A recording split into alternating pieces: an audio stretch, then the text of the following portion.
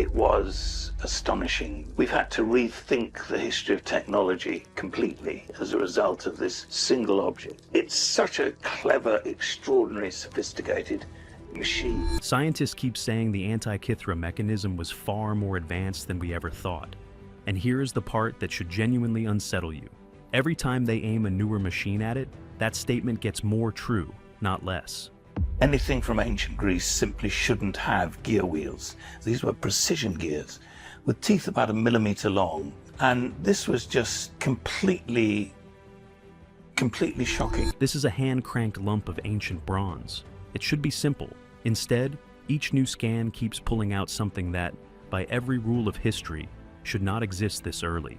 Hidden gears, hidden writing, predictions no ancient device should be able to make. So, what exactly did the ancient world build and then lose? And how far does this thing actually go? The corroded lump. Let me take you back to how this actually happened, because it starts with a storm. It is 1900, off a speck of land called Antikythera, sitting in the open water between Crete and the Greek mainland. A crew of sponge divers from the island of Simi is traveling home when a violent storm slams into them and forces them to shelter near the island. While they wait out the weather, they do what they always do. They dive. They are looking for sponges. They find a shipwreck instead. It is a Roman-era cargo ship, resting about 45 meters down in the dark. The first diver who comes back up is shaking. He is babbling about a heap of dead bodies on the seafloor. He is not hallucinating, and he is not lying. He has just swum into a field of marble and bronze statues scattered across the wreck of an ancient vessel, frozen on the bottom of the sea for 2,000 years. Word reaches the Greek government, and what follows is one of the great underwater treasure recoveries in history, backed by the Hellenic Royal Navy. Up come bronze and marble statues, silver and bronze coins, glassware, jewelry, fine pottery, the kind of haul that fills entire museum galleries. And the work is brutal. These men are diving in early suits with copper helmets, air pumped down from the surface, pushing their bodies to the edge of what a human can survive. And somewhere in that pile of priceless treasure is the lump, shapeless, bronze, fused solid by 20 centuries underwater, broken, crusted over, originally housed in a wooden case about the size of a thick book. Next to gold and gleaming statues, it is nothing. It is the easiest thing in the world to ignore. Here is the part that should make the hair on your arm stand up. The single most important object on that entire ship is the one that looks like the least important, and it is about to sit unnoticed for a year. A gear, where no gear should be. For roughly a year, the lump just sits there. It is in the National Archaeological Museum in Athens, shoved in with the rest of the haul, an afterthought next to the statues everyone actually came to see. Then comes 1902. Picture the scene. A Greek official named Spiridon Stais is in the museum, leaning in close over one of the fragments, and he goes still. He is staring at something that has no business being there. A gear, a precision-toothed gear wheel, sitting inside a 2,000-year-old object pulled from a Roman shipwreck. He is looking at machinery that, according to everything anyone knows about the ancient world, simply cannot be that old. And that is the moment the whole mystery cracks open. Stay with me, because this is where it gets strange. Before this, scholars believed the ancient Greeks built only crude gearing, rough wheels, the kind of thing you would find in a mill or a basic water lifting device. Fine, intricate gears that meshed at exact ratios were thought to belong to a world more than 1,000 years in the future, in the workshops of medieval and Renaissance Europe. But here, in front of Stais, is bronze gearing, with teeth roughly 1 millimeter long, cut and fitted with a care that nothing else in the entire ancient world can match. For decades afterward, some scholars find this so hard to swallow that they openly wonder whether the thing can really be as old as the wreck it came from. It can. Study after study confirms it. This is the oldest known example of an analog computer, not a clock, not a decorative trinket, a machine that took a turn of a handle and performed real astronomical calculations. And here's the thing I really need you to sit with before we go any further. Everything I just told you, the divers, the storm, the gear that should not exist, all of that is the easy part. It is what we can see on the surface. What is hidden inside this device is so much stranger that researchers needed Technology from the 21st century just to read it. What it actually is. Let me be precise about what this thing really is, because the honest truth beats any exaggeration. And before I go further, if a corroded lump of bronze that turns out to be a computer is the kind of thing that hooks you the way it hooks me, subscribe now, because this device is about to start doing things that should not be possible. And it does not stop. Stay with me. It is an ancient Greek hand-powered model of the cosmos. You turn a crank on the side, and a system of bronze gears drives a set of pointers and dials. Those dials do not just mark time. They track the position of the sun and the moon. They follow the phases of the moon. They predict eclipses. They model the irregular speed of the moon as it moves across the sky. And according to the inscriptions on the device itself, they display the positions of the 5 planets the Greeks knew: Mercury, Venus, Mars, Jupiter, and Saturn.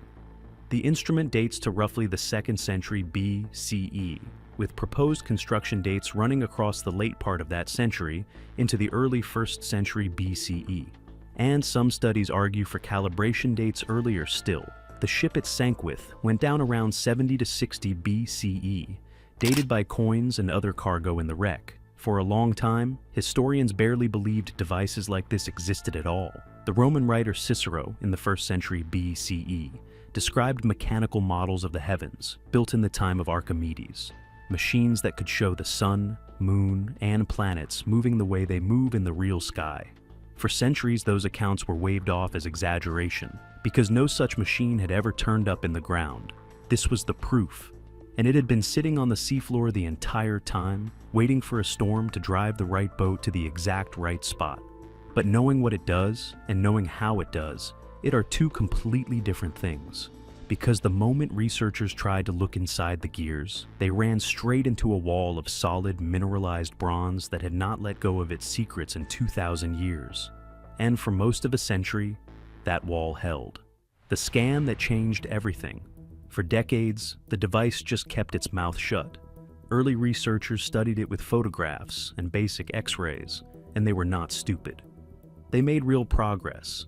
They worked out it was some kind of astronomical calculator. But the thing is now in 82 corroded fragments. Only about a third of the original survives, and you cannot pry it apart to look inside. To understand it, you had to see through solid, fused, mineralized bronze without destroying the very object you were studying. For most of the 20th century, that was simply not possible. Then 2005 arrives, and everything changes. An international team forms the Antikythera Mechanism research project, pooling people who know astronomy, history, imaging, and engineering. A British company called X-Tech Systems builds an 8-ton microfocus X-ray computed tomography scanner and physically transports it to the museum in Athens. Sit with that for a second. They moved an 8-ton machine across Europe to scan a handful of bronze fragments.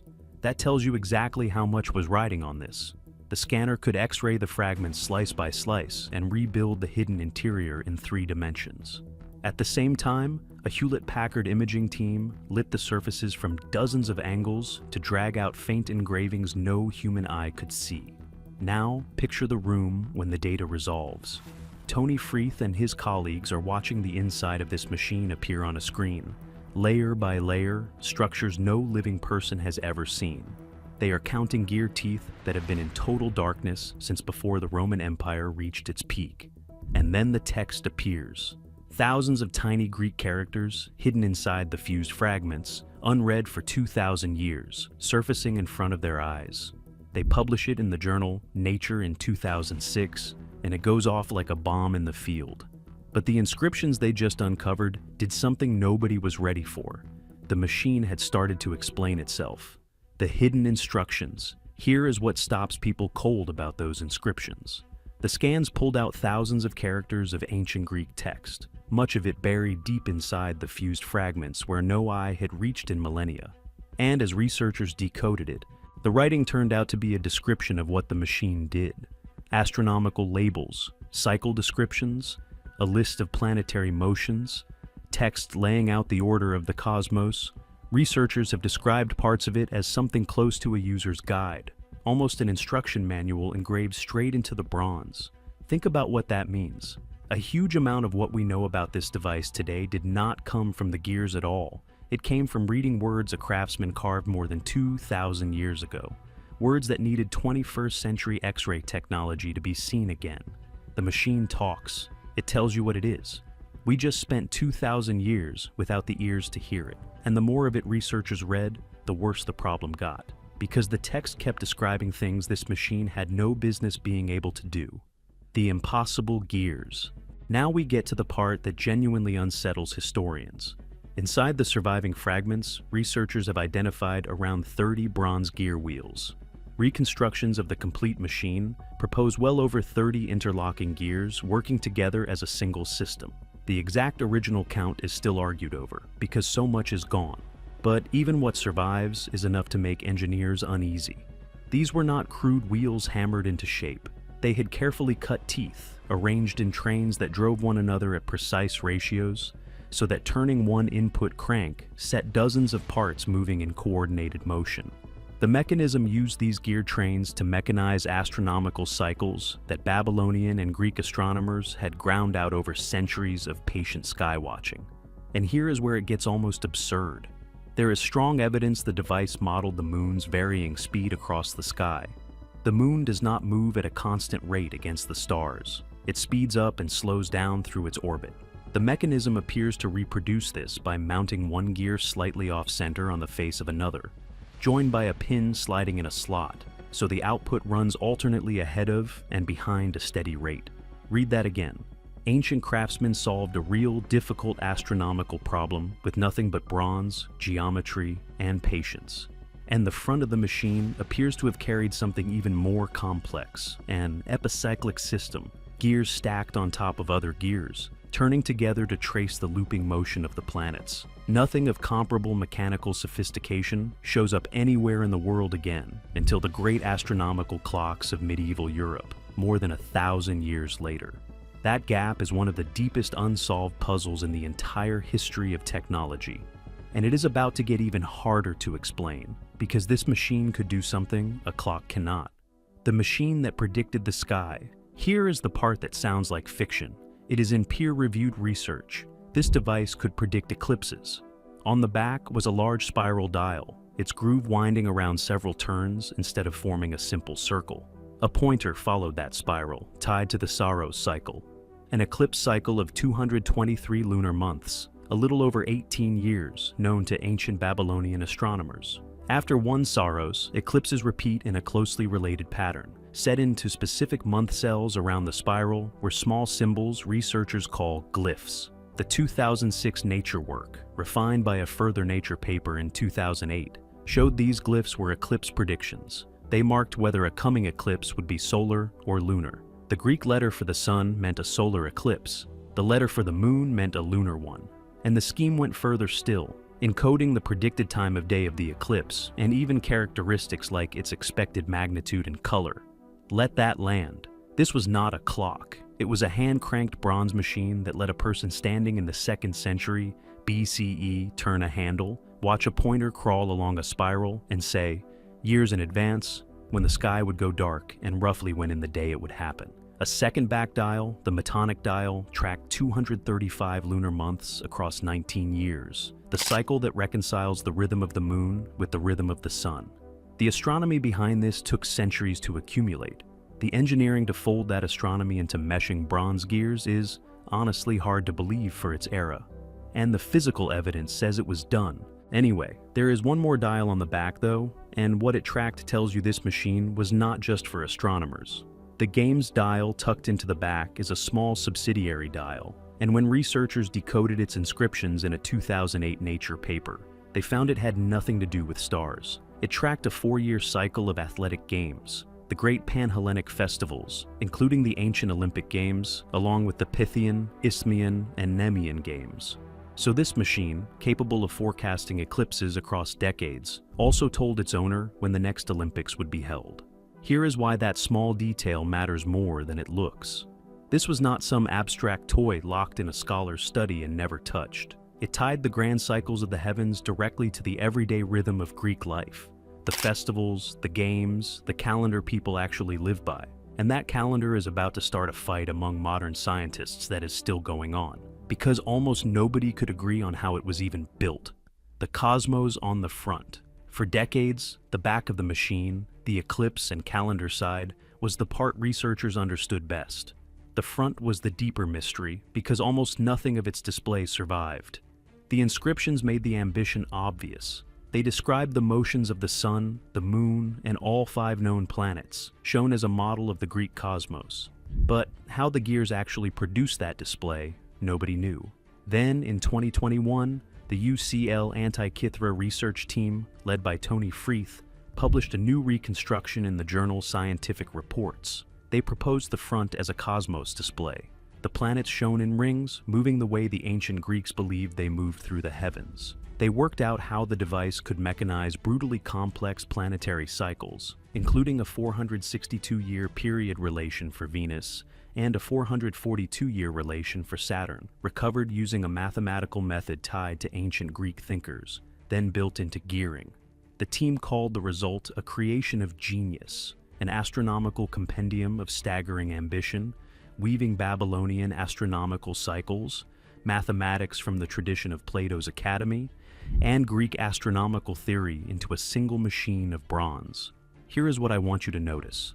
With every new technique pointed at this thing, it does not get simpler, it gets more advanced. And the next twist did not come from archaeologists at all. It came from people who hunt ripples in space-time. The gravitational wave clue. This is where the story walks straight out of the ancient world and into a modern physics lab. One ring on the front is the calendar ring, and underneath it runs a row of small holes. A question had hung over this for a century. How many holes were there originally? It matters enormously, because the number tells you which calendar the machine followed. About 365 holes would point to a solar, Egyptian-style year. About 354 would point to a lunar year. But the ring is broken and incomplete. You cannot just count what is left and call it solved. So, in 2024, researchers at the University of Glasgow came at it from a direction nobody saw coming. They took precise measurements of the surviving hole positions, including data from an independent investigator building a replica, and they fed it through statistical methods from their own field. These are the same family of probability techniques used to pull faint signals out of incomplete data in gravitational wave research, the kind of work done with instruments like the LIGO Observatory. By running the fragmentary measurements through that analysis, they could estimate the most probable original hole count instead of guessing. The result came back hard in favor of roughly 354 to 355 holes. A lunar year, a 365-hole solar ring came back as highly improbable, and 360 holes was strongly disfavored too. But here is the part that stops people cold. The analysis also revealed the precision of the original work. The holes appear to have been placed around a ring of about 77 millimeters radius, with an average variation of only around 0.03 of a millimeter from where a perfect circle would put them. Punching holes that consistently, by hand, with ancient tools, demanded extraordinary measurement and a frighteningly steady hand. One researcher said it gave them a new appreciation for the care these craftspeople put into the work. Even the dullest, plainest part of this machine, a row of little holes, turned out to be more precise than anyone expected. And that precision is now at the center of a brand new argument. Why scientists are still arguing. I am not going to tell you this is settled, because it is not. And honestly, the unsettled version is more interesting. Researchers still fight over this machine. They argue about how complete the original was. They argue about how many gears are missing and what those lost gears did. They argue about exactly how it modeled the planets and how accurate it really was. And in 2025, a fresh bombshell landed. Two engineers in Argentina, Esteban Sigeti and Gustavo Arenas, built a detailed computer simulation of the gear system. They combined the effect of the triangular tooth shape with the small manufacturing errors earlier scientists had measured in the CT scans. Their result, posted as a preprint, was provocative. By their model, if the gears really carried the errors measured in the scans, the device would jam or its gears would slip apart after only a few months of cranking. The surviving machine, as we measure it now, would have been barely usable. But watch what they concluded from that, because this is the twist. They did not argue the Greeks built a useless trinket. They argued the opposite. The time, knowledge, and resources poured into this thing imply it was meant to work reliably, which means the original was likely built to far tighter tolerances than the corroded fragments now show. 2,000 years of seawater and mineral crust may have warped the very measurements we are trusting. So, the debate is not whether this machine was sophisticated. It is about how close to perfect the lost original truly was. And that question opens onto something much bigger and much more haunting. The 1,000-year silence. Step back and look at the biggest fact of all. A hand-powered bronze machine that modeled the heavens, predicted eclipses across decades, tracked the moon's irregular motion, and displayed the planets. Built more than 2,000 years ago. And then, nothing. Machines of comparable complexity do not appear again in the surviving record until the astronomical clocks of 14th century Europe. That is a silence of well over 1,000 years. The knowledge to build this existed. It was proven in bronze. It sailed on a Roman ship, it sank, and it effectively vanished from history until sponge divers tripped over it by pure accident. Sit with how disturbing that is. Did the tradition that produced this die out? Was the knowledge lost in war, in the slow collapse of the ancient world, in libraries that burned and workshops that closed? Or are there other machines like it still down there, in unexcavated ground, in shipwrecks nobody has found? This is the only physical survivor of its kind. So the real question is brutal and simple. Was it truly one of a kind, or just the only one we have been lucky enough to pull out of the sea? Which leads to the question everyone eventually asks: who made it? Who built it? If you are wondering who designed this, you are in good company, because so is everyone who studies it. There is no name carved into it claiming authorship, no record that nails it to a single maker. What researchers have are connections and traditions. Ancient sources describe a lineage of mechanical models of the heavens, going back to the time of Archimedes in the 3rd century BCE. Cicero, in the 1st century BCE, described geared devices that modeled the motions of the sun, moon, and planets. Devices linked to the greatest minds of the Greek scientific world. For a long time, those passages were treated almost as myth, because no such object had ever been found.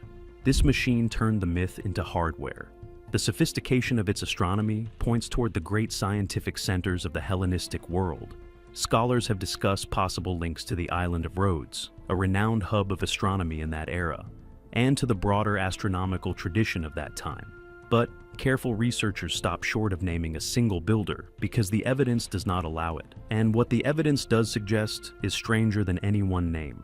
The sheer refinement of this device says it was not a first attempt. It points to earlier prototypes, now lost, and to an entire engineering tradition. We can only glimpse through this one battered survivor, which forces the last and heaviest question of all. What does it actually mean that something this advanced existed and then disappeared? What this really means. So what do we really learn from a corroded lump of bronze pulled out of the Mediterranean? We learn the ancient world was capable of far more than historians long assumed. Not aliens, not some lost super civilization. Something more real and, to me, more unsettling than either of those. Human beings more than 2,000 years ago fused astronomy inherited from Babylon, mathematics from the Greek philosophical tradition, and extraordinary metalworking into a device that mechanized the cosmos. It tells us something most people never want to think about. Technological knowledge is fragile. It can rise, flourish, and then disappear so completely that when we stumble back onto it, we can barely accept it was real. This machine is not a mystery because it is magical. It is a mystery because it is so advanced, so alone, and so much earlier than it has any right to be. So here's the question I genuinely want you to answer in the comments, and I read them. If a machine this advanced could exist 2,000 years ago and then vanish so completely that we needed X-ray scanners and gravitational wave math just to understand it, what else do you think the ancient world built that we simply have not found yet? Tell me below. And if that question keeps you up the way it keeps me up, subscribe and stay with this channel, because the unsettling truth is that this device is not finished surprising us. More than 2,000 years after it vanished beneath the Mediterranean, with every new scan, every new reconstruction, every new study, scientists are not running out of answers. They are finding that this mysterious machine was even more advanced than anyone ever imagined.